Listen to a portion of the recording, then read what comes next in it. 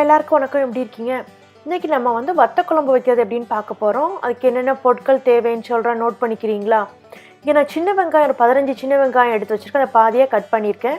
நான் மணத்தக்காளி வத்தலும் சேர்க்க போகிறேன் 2 டேபிள் ஸ்பூனுக்கு. சுண்டக்காய் வத்தலும் 2 டேபிள் ஸ்பூனுக்கு சேர்க்க போகிறேன். ரெண்டுமே ரொம்ப டேஸ்ட்டாக இருக்கும். நான் இங்கே நல்லெண்ணெய் தான் யூஸ் பண்ண போகிறேன். 4 டேபிள் ஸ்பூனுக்கு நான் நல்லெண்ணெய் சேர்க்க போகிறேன். அப்புறம் கொத்தமல்லி வந்து 2 டேபிள் ஸ்பூனுக்கு எடுத்து வச்சுருக்கேன். கடலைப்பருப்பு 1 டீஸ்பூனுக்கு எடுத்து வச்சுருக்கேன். அதே மாதிரி காஞ்ச மிளகா இருக்கு இல்லையா, அது வந்து 4 பெரிய நீட்டமான காஞ்ச மிளகா 4 எடுத்து வச்சுருக்கேன். தேங்காய் வந்து திருவின தேங்காய் 3 டேபிள் ஸ்பூனுக்கு நான் எடுத்து வச்சுருக்கேன்.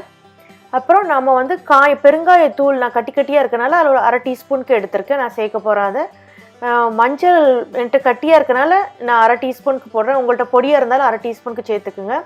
சாம்பார் பவுடர் 2 டீஸ்பூனுக்கு எடுத்து வச்சுருக்கேன். கொஞ்சம் கருவேப்பிலை எடுத்திருக்கேன். அப்புறம் நம்ம தாளிக்கும் போது போடுறதுக்கு வந்து கடுகும் வெந்தயமும் 1/2 டீஸ்பூன் 1/4 டீஸ்பூன் எடுத்திருக்கேன். கொஞ்சம் வெல்லம், உப்பு தேவையான அளவு, அப்புறம் புளித்தண்ணி நமக்கு 2 கப்புக்கு வேணும். நல்லா கரைச்சி எடுத்துக்கிறோங்க.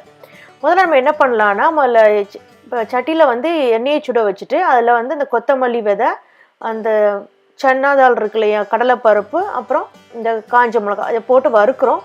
அது லைட்டாக ப்ரௌன் ஆன பிறகு எடுத்து அதோடு சேர்த்து தேங்காவையும் அந்த மஞ்சள் கட்டி நான் வச்சுருக்கனால மஞ்சள் கட்டி இதிலே சேர்த்துறேன். நீங்கள் பொடியாக இருந்தாலும் சேர்த்துக்கலாம். அதை அரைச்சி நல்லா எடுத்துக்கிறோங்க. அப்புறம் திருப்பி எண்ணெயை நல்லா சுட வச்சுட்டு அதில் நம்ம வந்து கடுகு வெந்தயத்தை போட்டுட்டு நம்ம எடுத்து வச்சுருக்கோம் இல்லையா சின்ன வெங்காயம், அதையும் போட்டு நல்லா வதக்குங்க. அது ஓரளவு நல்லா கலண்டு வந்ததுக்கப்புறம் நீங்கள் எடுத்து வச்சுருக்க கருவேப்பிலையை அதில் சேர்த்துருங்க. வத்த குழம்புக்கே கருவேப்பிலை அந்த சின்ன வெங்காயம் தான் ரொம்ப ஹைலைட்டு. இது கொஞ்சம் நல்லா வதங்கினதுக்கப்புறம் எடுத்து வச்சுருக்க பெருங்காயத்தையும் சேர்த்து வதக்குங்க. பெருங்காயம் எடுத்து போய் சேர்த்ததுக்கப்புறம் ஒரு 1/2 நிமிஷத்தில் நீங்கள் வந்து எடுத்து வச்சுருக்க அந்த வத்தல் இருக்கு இல்லையா, மணத்தக்காளி வத்தலும் சுண்டக்காய் வத்தலும், அதையும் சேர்த்து ஒரு நிமிஷத்துக்கு நல்லா வதக்குங்க. சீக்கிரமே பொரிஞ்சிடும். ஏன்னா எண்ணெய் சூடாக இருக்கனால டக்குன்னு பொரிஞ்சிடும் அது. அதுக்கப்புறம் நீங்கள் எடுத்து வச்சுருக்க சாம்பார் பவுடர் இருக்கு இல்லையா, 2 டீஸ்பூன் சாம்பார் பவுடர், அதையும் இதில் சேர்த்துட்டு ஒரு நிமிஷம் வதக்குங்க. வதக்குனதுக்கு அப்புறம் நீங்கள் வந்து எடுத்து வச்சுருக்க புளித்தண்ணியை இதில் சேருங்க. புளித்தண்ணியை சேர்த்து முதல்ல நல்லா அதை கொதிக்க விடுங்க. புளித்தண்ணி நல்லா இப்போ கொதிக்க ஆரம்பிச்சிருச்சு இல்லையா, இப்போ நாம் அந்த மசாலா அரைச்சி வச்சுருக்கோம் இல்லையா, அந்த மசாலையை இதில் சேர்த்துருங்க. சேர்த்துட்டு நம்ம இதுக்கு தேவையான அளவு உப்பு சேர்த்துக்கிறோம். ஏற்கனவே வத்தலில் உப்பு இருக்கும், அதனால் உப்பு பார்த்து சேர்த்துக்கிறோங்க. நம்ம எடுத்து வச்சுருக்க அந்த வெள்ளைக்கட்டி இருக்கு இல்லையா, அதையும் இதில் சேர்த்தலாம். சீனி சேர்க்கலாமான்னு கேட்காதீங்க. சீனியோட வெள்ளைக்கட்டி தான் சேர்க்கணும், அதான் டேஸ்ட் கொடுக்கும். வெள்ளைக்கட்டிலாம் சேர்த்ததுக்கப்புறம் ஒரு 5 நிமிஷம் கொதிக்க விட்டிங்கன்னா இந்தளவு கெட்டியாகி நமக்கு வத்த குழம்பு ரெடி ஆயிடுச்சு. இந்த வத்த குழம்பு நீங்கள் இட்லி, தோசை, சுட சுட வெள்ளை சாதத்தை வடித்து அதை வச்சு அப்பளம் வச்சு சாப்பிட்டிங்கன்னா ரொம்ப நல்லாயிருக்கும்.